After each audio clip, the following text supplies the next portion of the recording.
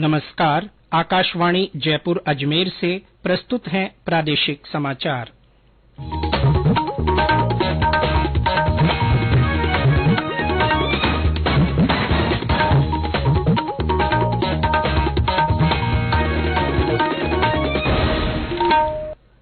मुख्य समाचार। प्रधानमंत्री नरेंद्र मोदी ने कहा, भाजपा सरकार गरीबों के हित में काम कर रही। श्री मोदी ने बेंगलुरु मैसूरू एक्सप्रेस वे राष्ट्र को समर्पित किया। लोकसभा अध्यक्ष ओम बिड़ला ने बहरीन के मनामा में अंतर संसदीय संघ की 146वीं सभा को संबोधित किया। कहा, लोकसभा में सभी सदस्य अपने विचार व्यक्त करने के लिए स्वतंत्र। संसद के बजट सत्र का दूसरा चरण कल से शुरू होगा। इस चरण में 17 बैठक होंगी। राजस्थान मिलेट्स कॉन्क्लेव कल से जयपुर में मोटे अनाज के बारे में विचार विमर्श किया जाएगा। और बाड़मेर और फलौदी में अधिकतम तापमान 37.2 डिग्री सेल्सियस दर्ज। ज्यादातर जिलों में कल और परसों कहीं कहीं हल्की बारिश की संभावना।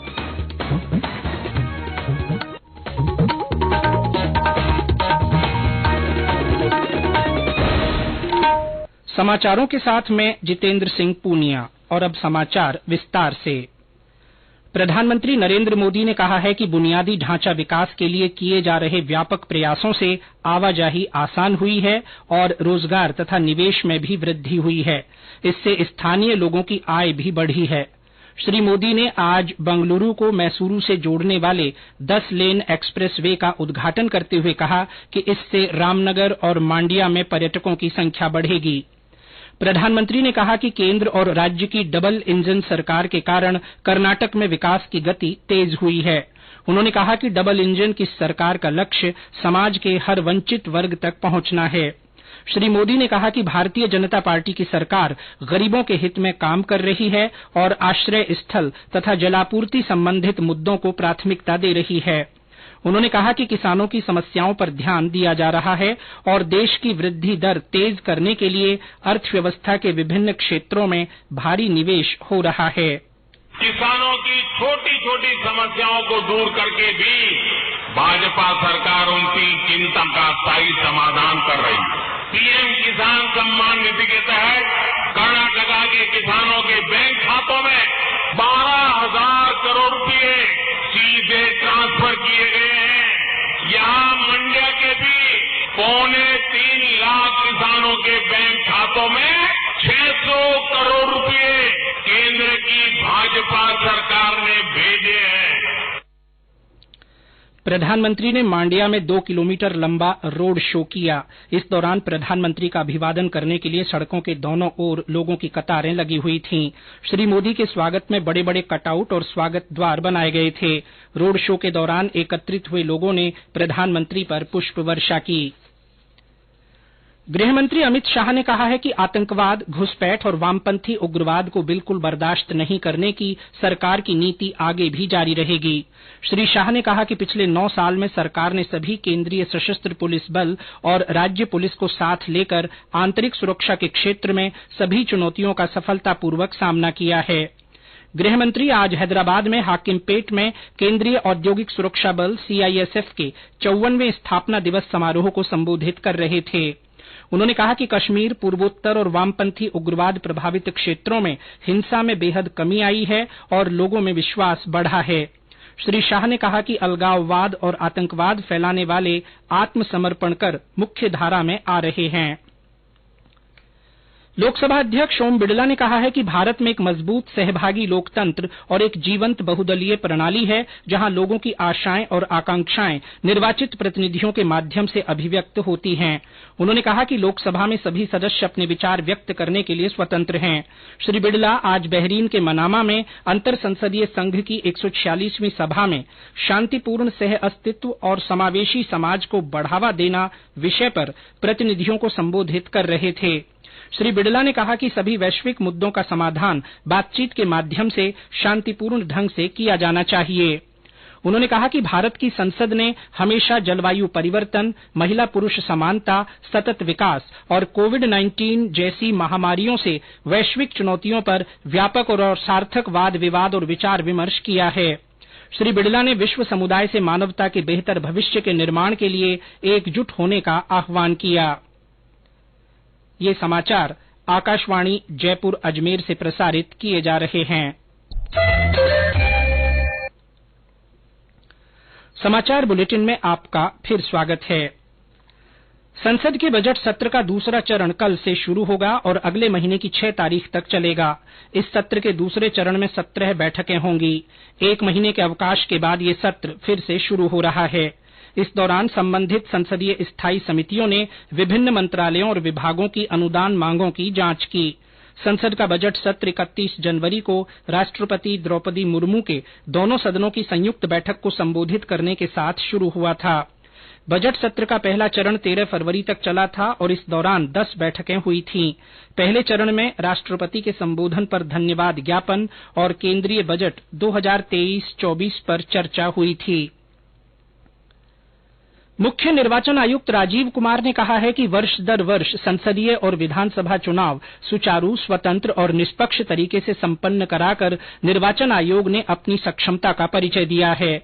कल बंगलुरू में संवाददाता सम्मेलन में यह पूछे जाने पर कि कर्नाटक में स्वतंत्र और निष्पक्ष चुनाव होंगे या नहीं, श्री राजीव कुमार ने कहा कि निर्वाचन आयोग अब तक विधानसभा के 400, संसद के 18 और राष्ट्रपति तथा उपराष्ट्रपति के 16 चुनाव करा चुका है। उन्होंने कहा कि हर चुनाव के बाद परिणामों को स्वीकार किया गया है और हर बार सत्ता का हस्तांतरण मतपत्रों से ही हुआ है, जबकि हाल के समय में कई विकसित देशों में स्थिति इसके विपरीत रही है। श्री कुमार ने कहा कि पिछले 70 वर्षों में सामाजिक, सांस्कृतिक, राजनीतिक, भौगोलिक, आर्थिक और भाषाई मुद्दे शांतिपूर्ण तरीके से और मुख्यतः बातचीत के जरिए सुलझाए गए हैं। मुख्य निर्वाचन आयुक्त ने कहा कि भारत में एक स्थापित लोकतंत्र है और लोग चुनाव परिणामों को विश्वसनीय मानते हैं। प्रधानमंत्री नरेंद्र मोदी ने महात्मा गांधी और दांडी मार्च में हिस्सा लेने वाले सभी लोगों को श्रद्धांजलि दी है। एक ट्वीट में श्री मोदी ने कहा कि यह देश के इतिहास के लिए एक महत्वपूर्ण घटना है और इसे विभिन्न तरह के अन्याय के विरुद्ध सशक्त प्रयास के रूप में याद किया जाएगा। इस अवसर पर चित्तौड़गढ़ में शांति और अहिंसा विभाग की ओर से दांडी स्मारक पर राष्ट्रपिता महात्मा गांधी और उनके सत्याग्रहियों की प्रतिमाओं पर माल्यार्पण और पुष्पांजलि अर्पित की गई। केंद्रीय संस्कृति राज्य मंत्री अर्जुन राम मेघवाल ने मुख्यमंत्री अशोक गहलोत पर पुलवामा हमले में जान गंवाने वाले जवानों की वीरांगनाओं के साथ वादा खिलाफी का आरोप लगाया है। श्री मेघवाल ने आज कोटा में मीडिया से बातचीत में कहा कि वीरांगनाओं से किए गए दुर्व्यवहार के कारण ही प्रदेश में जगह जगह प्रदर्शन हो रहे हैं। हमारा एक सवाल है गहलोत साहब से, जब वो शहीद होने पे घर पे मिलने गए तब उन्होंने हाथ क्यों भरी थी कि हम देवर को नौकरी लगा दें? उसका जवाब वो दे नहीं रहे और घुमा फिरा के बात कर रहे हैं। ये जो सरकार है राजस्थान में, ये 2 भागों में स्पष्ट रूप से बटी होने के कारण अन्यायकारी भी हो गई है और अत्याचारी भी हो। सांसद किरोड़ी लाल जी मीणा हो और रंजीता कोहली, उनके साथ दुर्व्यवहार किया है और कुछ कांग्रेस के नेता भी मानते हैं कि ऐसा नहीं करना चाहिए, फिर भी सरकार ने किया, जो बहुत दुखद है। भारतीय जनता पार्टी इसकी निंदा करती है।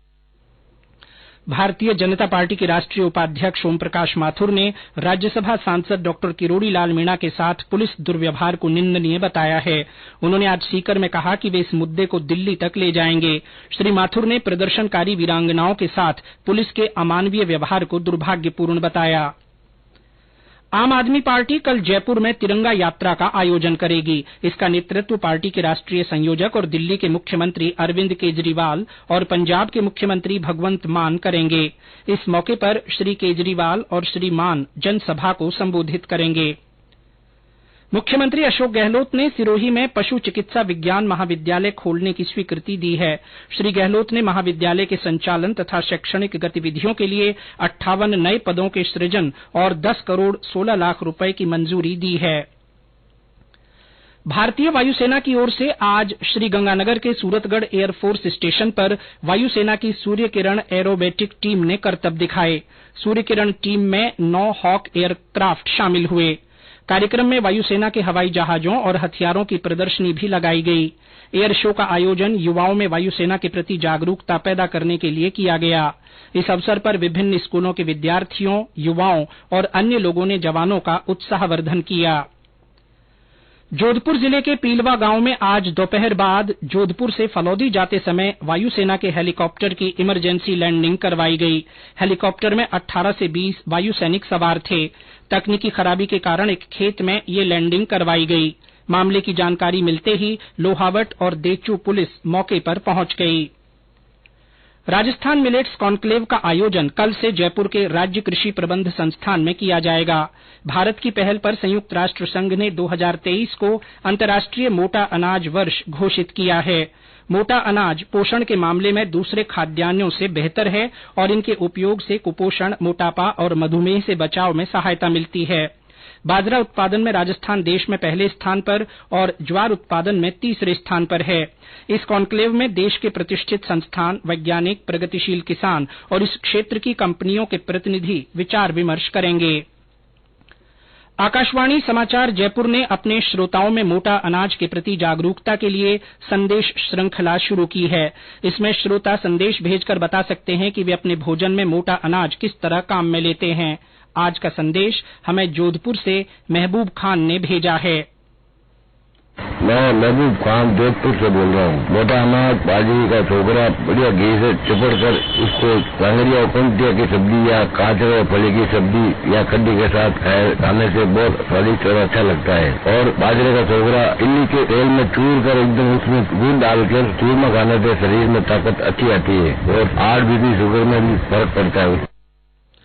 हमारे अन्य श्रोता भी मोटा अनाज के बारे में अपने संदेश लिखकर या रिकॉर्ड कर व्हाट्सएप नंबर 9414052368 पर भेज सकते हैं।